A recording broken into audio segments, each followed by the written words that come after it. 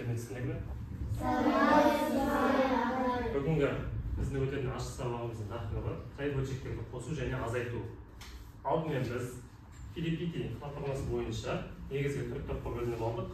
Алғашқы топ қосу тобы, топ басшысы Балайым. Екінші топ азайту тобы, топ басшысы Дана.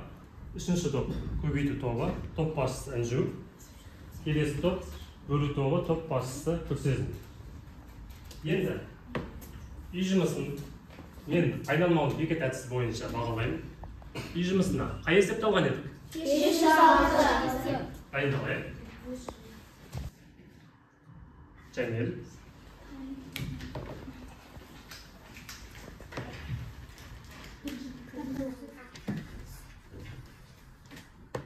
Домбыраның басы құлағы 10-нан 1 метр бойына, 2-ден 1 метр, шанағы 5-2 метр, домбыраның ұзындығы неше метр? 5-ден 2 қосу 2-ден 1, қосу 10-нан 1 тең. 10-нан 4 қосу 5, қосу 1 тең. 10-нан 10 тең 1 метр. Өте жақсы. Қалғанымызда бәрі осылай шықты ма? Ja. Енді топ басшысына айтып өтіп кеттім. Өзіміздің топ мөлшерлерін тексеріп шығайық. Түгел осылай шыққан екен. Шыққан ба деп? Және мына бағалау қағазын мен алдымызға қойдым. Сол бағалау қағазына белгілейміз. Кімде шыққан, кімде шықпағандығын. Қосу және азайту ретінде. Асықпай.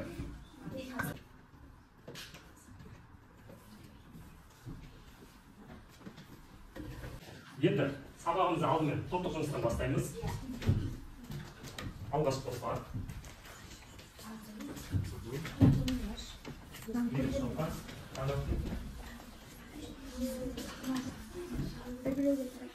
Үшінші топқа. Бұл әдісіміз бізде математикалық база әдісі деп аталады. Келесі ретінде байқасақ, екі қосуға және азайтуға байланысты есеп жазылған. Жеке-жеке бөліп алайық. Және ойланамыз. Ауызша. Ойланамыз. Алғашқы топ. Қайсымыз бар? Алайық. Баста. Өте жақсы. 8-ден 8 азайту 8-ден 5. Тең 8-ден 2. Екінші. 9-дан 4 қосу 9-дан 3-тен 9. 9-дан 4 қосу 3-тен 9-дан 7. 9-дан 9 азайту 9-дан 7. Тең 9-дан 9 азайту 7. Тең 9-дан 2. Өте жақсы, Али. 30-дан 11 қосу 30-дан 7 тең 30-дан 18. 32-ден 17 азайту 32-ден 15 тең 32-ден 3. Өте жақсы. 7-ден 2 қосу 7-ден 5 тең 7-ден 7. 7-ден 7 азайту 7-ден 1 тең 7-ден 6. Азамат.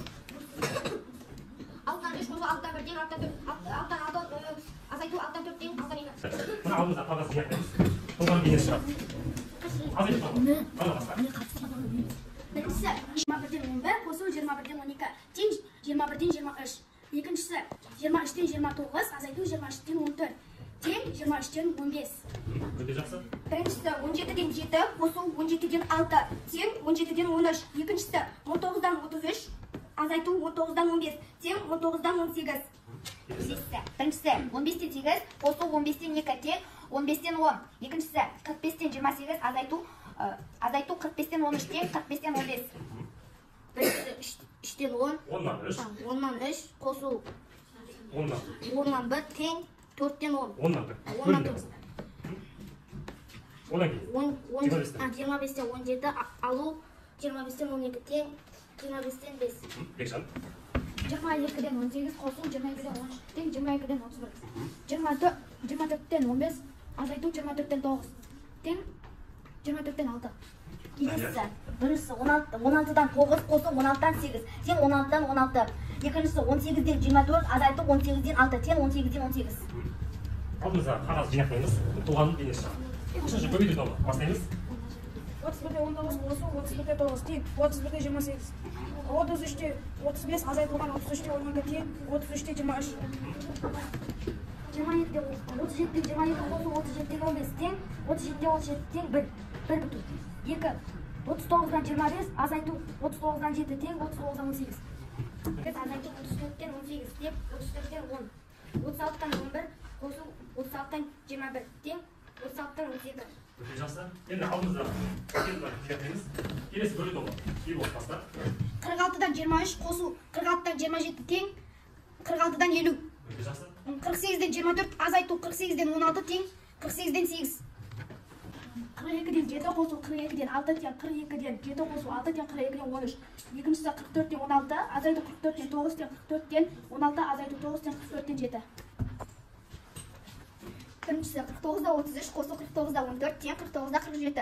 51-ден 45 азайту 51-ден 22 тең 51-ден 23. Өте жақсы. Енді алдымызда 5 бөліп жинақтайық. Оған дейін алғашқы қосу тобы. Мына бейнедегі кім екен? Қалай? Қысқаша бізге оқи ғой қағазда. Біздің құраған қазуымызда Ермеков Әлімхан Әбуұлы Әбуелұлының суреті бейнеленген. Әбуелұлы көрнекті қоғам және мемлекет қайраткері, Алаш партиясы мен Алашорда қозғалысы жетекшілерінің бірі, қазақтың тұңғыш математика профессоры, ғұлама ғалым, белгілі атқарушы, қазақ тіліндегі тұңғыш жоғары математика курсы оқулығының иесі. Өте жақсы. Екінші азайды тобында бейнеленген тұлға бізде кім екен? Қана? Асқар Сұрқұлұлы Жұмаділдаев, белгілі қазақстандық ғалым және қоғам қайраткері, физика математика ғылымдарының докторы, профессор, Қазақстан ұлттық ғылым академиясының академигі. Өте жақсы. Үшінші көбейту тобы. Мұхтарбай Өтелбаев, физика математика ғылымының докторы, профессор, Қазақстан ұлттық ғылым академиясының академигі. Ол 1000 жылдық проблемаларының қатарына жататын ең күрделі жеті математикалық есептердің бірін шешті. Өте жақсы. Есіңізді сақталай. Лотай Уатмахамбетұлы Өмірбаев, ұлттық ғылым академиясының корреспонденті, мүшесі, физикалық математика ғылымдарының докторы, профессор. Ол 1978 жылдан бері шешімі таппай келе жатқан жапон ғалымы Нагатаның есебін 2001 жылы, ал ағылшын математика Конның есебін 2004 жылы шешті. Онда жеке-жеке топпен жұмыс жасаймыз. Мысалы, осы тобы білмей қалса, екінші азайту тобына қайтуға мүмкіндік табылады. Бастаймыз. Енді 5 деген латаға түсті. Алайын, оқи ғой. Екінші жайсан, 2. Өте жақсы. Екінші мүмкіндік. 13 деген латаға түсті. Алайын, оқимыз. Және топпен ақылдасамыз. Бір жанұяда 5 ұл бар. Олардың әрқайсысының 2 қарындасы бар. Сол жанұяда барлығы қанша бала бар? Ақылдасайық, және шешімін айтамыз. Алғанымызды сұрайық.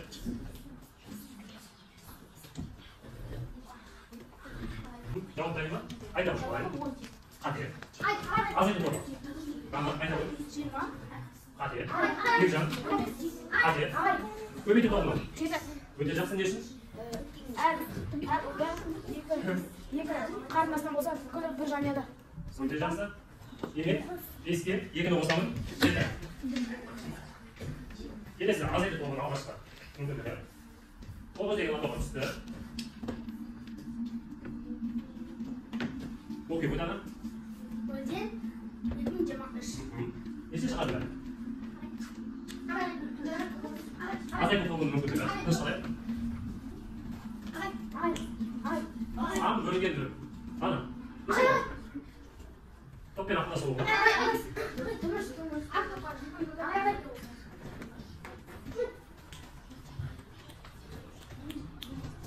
Жауап. Қате. Қосу тобы. Азамат. Қате. Келесі бөлу тобынан жалпы. Шығаруға менің келмейді. Толық қандай деп? Бөлуге келмейді. Санда бөлуге болмайды. Келесі мүмкіндігіміз азайту тобы. Келесі болайық. 17 деген латаға түсті. Және бана оқы. Бір тәулікте неше секунд бар? Есептеп, алғанымызды сұрайық. Жауап болмай жатса, осы тобынан айдайды. Жауап дайын ба? Дайын. Бір тәулікте 86.400 секунд бар. Өте жақсы. Келесі көбейту тобы. Айдалайық. 7 деген латаға түсті. Оқимыз, Інжу. Көшеде 2 әкесі, 2 баласы және атасы немересіне қыдырып жүр. Көшеде барлығы неше адам жүр? Ақылдасайық. Енді жауабы бізге қажет. Топпен ақылдасамыз.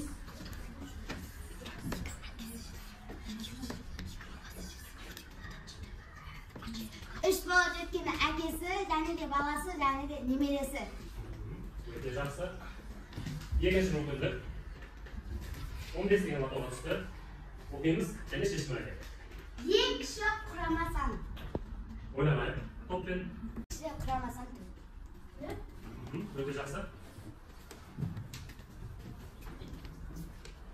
Келесі бөлу тобы 3 деген атауға түсті. Және сезім. Дұрыс бөлшек дегеніміз не? Иә. Анықтамасы екен. Егер біз алма бөлімнен кіші санды дұрыс бөлшек деп атаймыз. Өте жақсы. Алма бөлімнен кіші болатын бөлшек. Келесі мүмкіндігіміз 19 деген атауға түсті. Оқи ғой. Жүгіру жарыстан Бегнұр Нұрасыл азамат 3 орында алып, егер Бегнұр 2-ші орын алмаса, ал азамат 1-ші орын алмаса, кім қандай орын алды? Ойланып шешім айтайық. Ол бөлім тобына ойламақ. Азамат 3-ші орын, Бегнұр 1-ші орын, Нұрасыл 2-ші орын. Өте жақсы.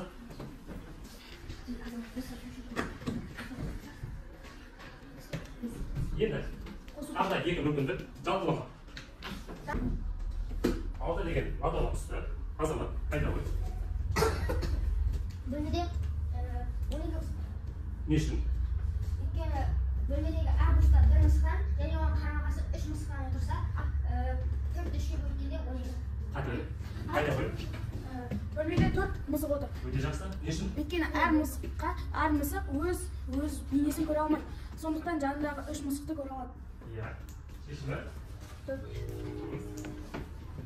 Келесі мүмкіндік 16 деген атауға түсті. Мұқият ойланайық. Дана.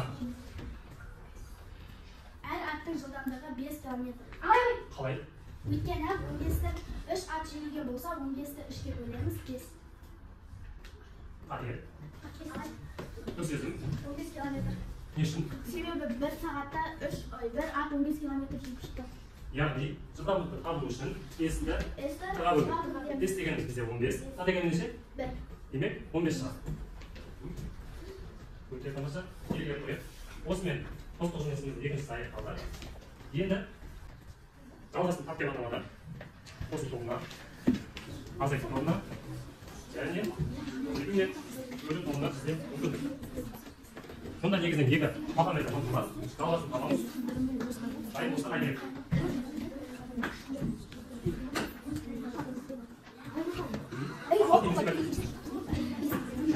Топпен атасамыз. Қалған жылдамдық. Азайту тобы бізде дайын секілді. Оқи ғой. 5 саусақ жұмылса, жұдырық болады, 2 бармақ жиналса, күш болады. Өте жақсы. Бөлу тобы. Жауап дайын болса оқи. Өз тілінде құрметтеп. Екіншісіне жауап жоқ. Бөлу тобы. Өз нұсқамызды ұсынайық. Енді, соған сәйкес бағылу қағазын бағылып қойып. Алғашқы қосу тобы. Олай.